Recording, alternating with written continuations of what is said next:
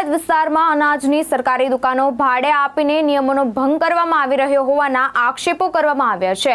સાથે જ જાહેર વિતરણ માટેનું અનાજ મોટા પાયે ગેરકાયદેસર રીતે સગેવગે કરવામાં આવ્યું હોવાનો પણ આક્ષેપ કરવામાં આવ્યો છે।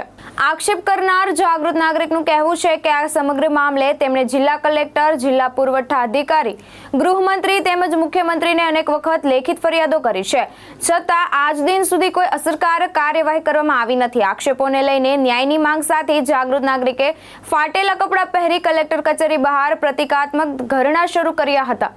તેમણે જવાબદારો સામે કડક કાર્યવાહી કરવાની અને જાહેરાત વિતરણ વ્યવસ્થામાં પારદર્શિતા લાવવાની માંગ કરી હતી। હાલ આક્ષેપોને લઈને તંત્ર તરફથી કોઈ સત્તાવાર પ્રતિસાદ સામે આવ્યો નથી। મારું નામ છે પરેશ કુમાર મધુકર મહાલે। આજે સુરત કલેક્ટર કચેરીએ શું રજૂઆત કરી? સુરત કલેક્ટર કચેરીએ છેલ્લા ઘણા સમયથી આવ્યો છું।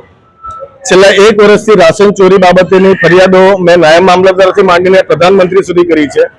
અલગ અલગ સ્ટેપ પર કરી છે, નેતાઓને કરી છે, સાંસદોને કરી છે, ધારાસભ્યોને કરી છે, વિસ્તારના કોર્પોરેટરોને કરી છે, પણ કોઈ જાતનું નિરાકરણ આવતું નથી। અનાજ માફિયાઓ અનાજ ચોરી કરી રહ્યા છે। દર મહિને આશરે 3000 કરોડનું રાશન આવી રહ્યું છે ગુજરાતમાં। એની પાછળ 900 કરોડ રૂપિયાનો ધુમાડો થઈ રહ્યો છે। ઘણા બધા નેતાઓને પણ અને અધિકારીઓને ફરિયાદ કર્યા પછી પણ જો એનો રસ્તો ન નીકળતો હોય અને જે અનાજ માફિયાઓ છે એ લાખો રૂપિયાનો અનાજ, કરોડ રૂપિયાનો અનાજ ચોરી રહ્યા છે, એ બાબતે એમના પર કોઈ જાતના ગુનાઓ દાખલ થતા નથી। એ બાબતે આજરોજ કલેક્ટર ઓફિસ આવ્યો છે। માંગણી એટલી અમારી છે, ગરીબોને અનાજ પૂરું આપવામાં આવે।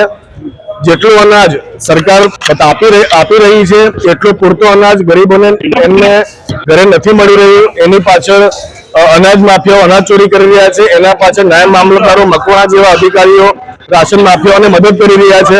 આશરે 25 થી 30 લાખ રૂપિયા નાયબ મામલતદાર એ પગાર છોડીને ઘરે લઈ ગયા છે।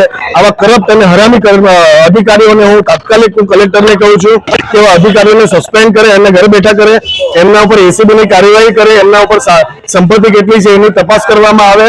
અને મને કલેક્ટરશ્રીને હું આજરોજ વિનંતી કરું છું કે અનશન માટે જગ્યા ફાળવવામાં આવે અને મંજૂરી આપવામાં આવે, નહીં તો હું અહીંથી જવાનું નથી આજે। ભાવેશ ઉપાધ્યાય, દ્રષ્ટિકોણ ન્યૂઝ, સુરત।